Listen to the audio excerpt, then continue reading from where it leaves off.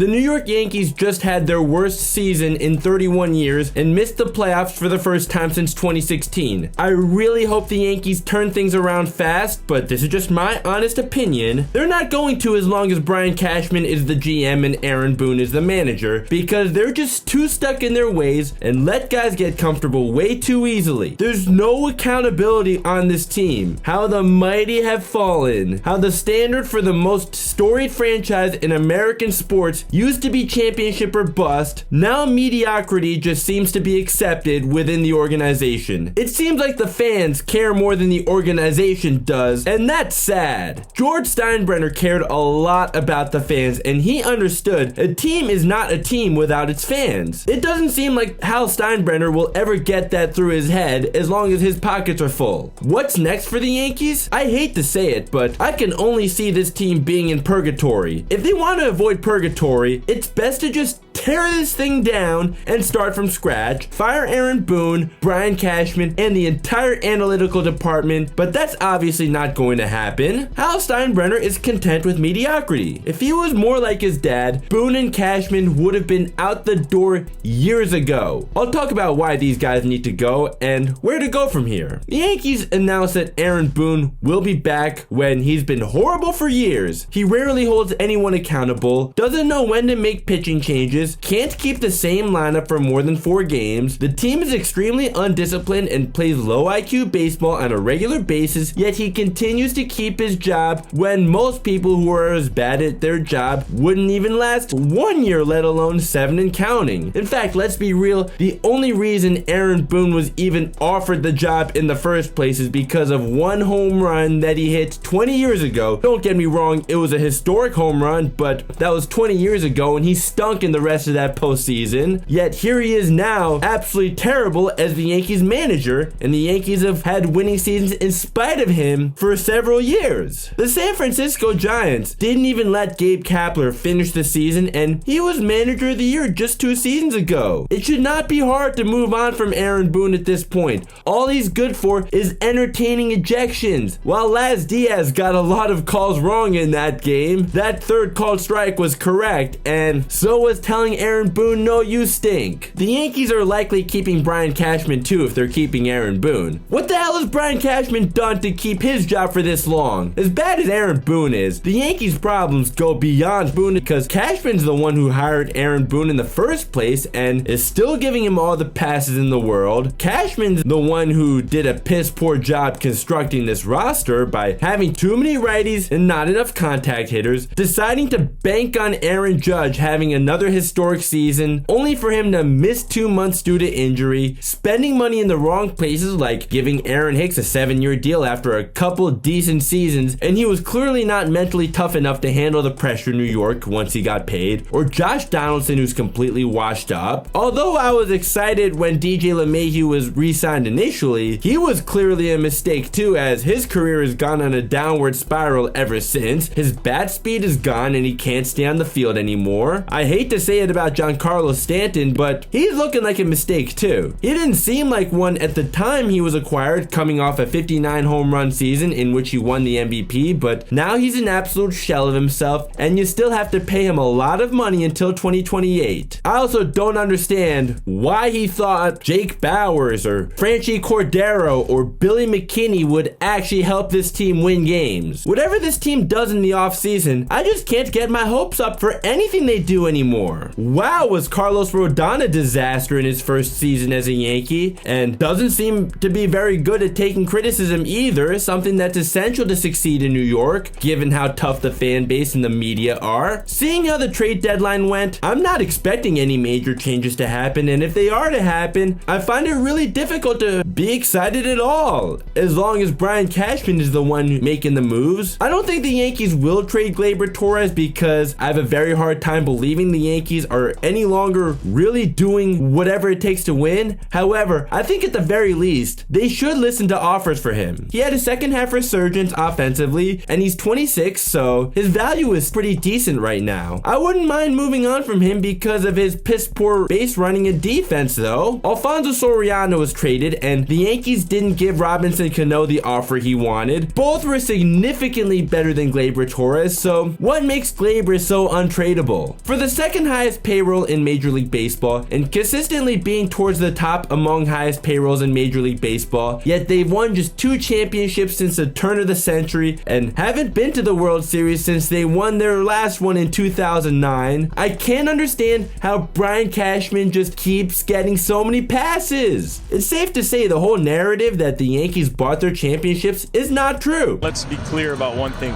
You can't buy a championship. What you can do is you can buy an opportunity to win a championship. You can buy optimism for players. You can buy optimism for a fan base, but ultimately you still got to go on the field and play.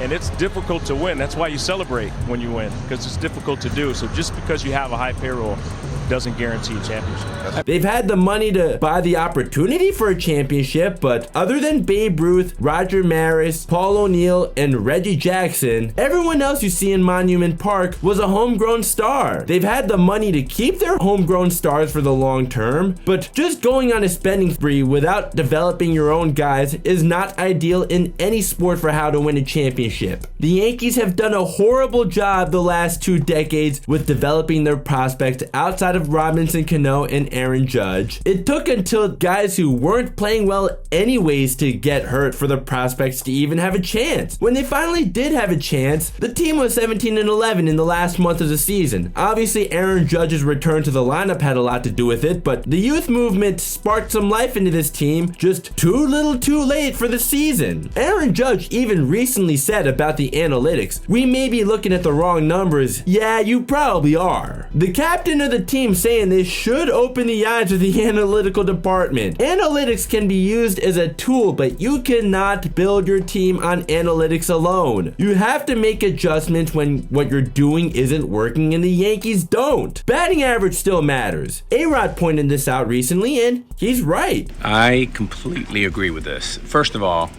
numbers don't lie. The best batting average in baseball right now is the best team, the Atlanta Braves. The worst average is the Oakland A's. So of course there's a correlation. Batting average matters. It did 100 years ago, 50 years ago, and it does today.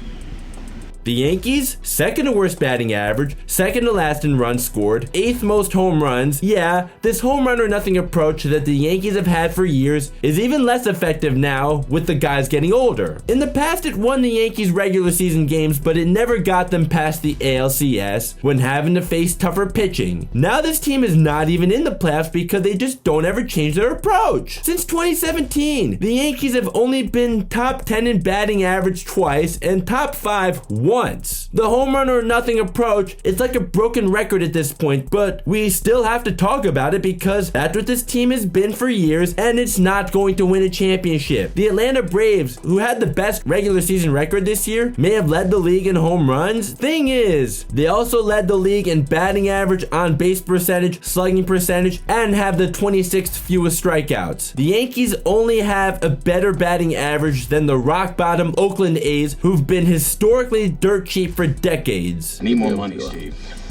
Billy, I need more money. The Yankees also have the 5th lowest on base percentage, all while being 8th in home runs. The Yankees are also horrible with runners in scoring position, as mentioned last time I talked about the Yankees on here. That hasn't changed since I made that video. Since the 2009 Yankees, only one team that led the league in home runs has won the World Series. That's the 2020 Dodgers, and that was a 60-game season. In full 162-game seasons, the 2009 Yankees are the last team that won the World Series while leading the league in home runs. Want to know what else about the 2009 Yankees? They were second in batting average and first in pretty much all other offensive stat categories and produced with runners in scoring position. That team was also very well balanced with lefties and switch hitters. Derek Jeter and Alex Rodriguez were the only 2 pure right-handed hitters in that everyday lineup. They also didn't constantly shuffle the lineup like they're picking out of a hat. How about looking at the numbers with runners in scoring position, because because, my God, the Yankees are terrible with runners in scoring position. The Baltimore Orioles may not have a 300 hitter on their team, but the Orioles and Dodgers were the two best teams when it came to hitting with runners in scoring position this year. That's a big reason why both teams won 100 plus games this year. So what was that again for anyone trying to tell me last time I made a video about the Yankees that this team is not in shambles? Because they didn't make the playoffs this year, so what are you talking about? If you're hopeful for next year, I pray that you're right and I'm wrong, but I don't see it at all if they keep running this thing back when it didn't get this team to the World Series when this team had talent. Now though, the guys are just getting older and older. At least there's a youth movement that started late last season, but I definitely wouldn't depend on that alone to get the team over the hump next season. But for the Yankees to just keep throwing money around like it's candy and to not win anything meaningful while doing so, that's just reckless, and they're lucky to even have the money to even be able to hide some of their bad contracts over the years. I will die on the hill that if Brian Cashman had a low budget to work with, the Yankees would be a rock bottom team. It sure has been a weird year. Garrett Cole is likely winning the Cy Young Award. At least he earned every penny this year. Domingo Germán pitched a perfect game. The Yankees swept the defending champions who have owned them since 2015. And Aaron Judge became the first Yankee out of all the legends that have ever put on the pinstripes to have multiple 3 home run games in a season, yet they're not even a wild card team. The culture that this team has now is not that of a winner. How Aaron Hicks was looking like a single A player in his final days with the Yankees, and he's actually been decent for the Orioles. I think part of that is how New York fans are much tougher on their players, but I also think it's a culture thing, and the players have gotten comfortable because of the complacency that has been this team's culture. Like I've said before, George Steinbrenner was never good for making personnel decisions, but he instilled pride in his team when he was the boss. You put the pinstripes on,